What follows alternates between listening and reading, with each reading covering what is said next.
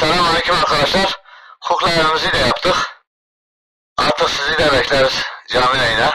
Ramazan boyunca her gün kumpanyamız Memiş,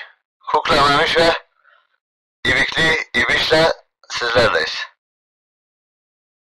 Sahnemizi de yaptık. Hayırlı olsun.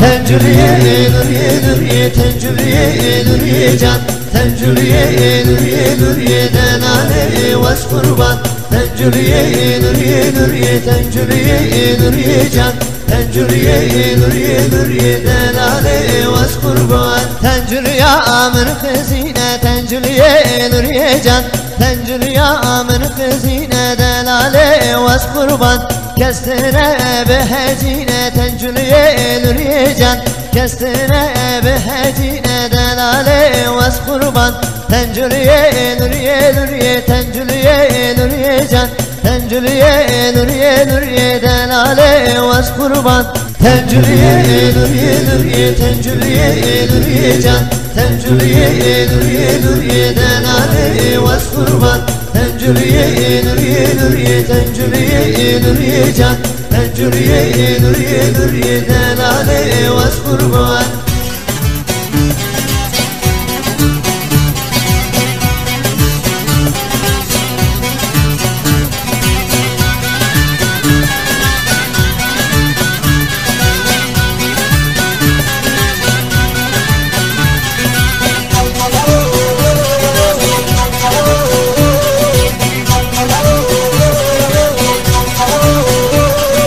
tencürüye nuriye nuriye tencürüye nuriye can tencürüye nuriye nuriye denale vas kurban tencürüye nuriye nuriye tencürüye nuriye can tencürüye nuriye nuriye delale vas kurban tencürüye mezavine tencürüye nuriye can tencürüye mezavine delale vas kurban kestine behevine tencürüye nuriye can kestine behevine denale vas kurban tencürüye nuriye nuriye tencürüye nuriye can tencürüye nuriye nuriye denale vas kurban tencürüye nuriye nuriye tencürüye nuriye can tencürüye nuriye nuriye denale vas kurban tencürüye nuriye nuriye tencürüye nuriye can tencürüye nuriye nuriye delale vas kurban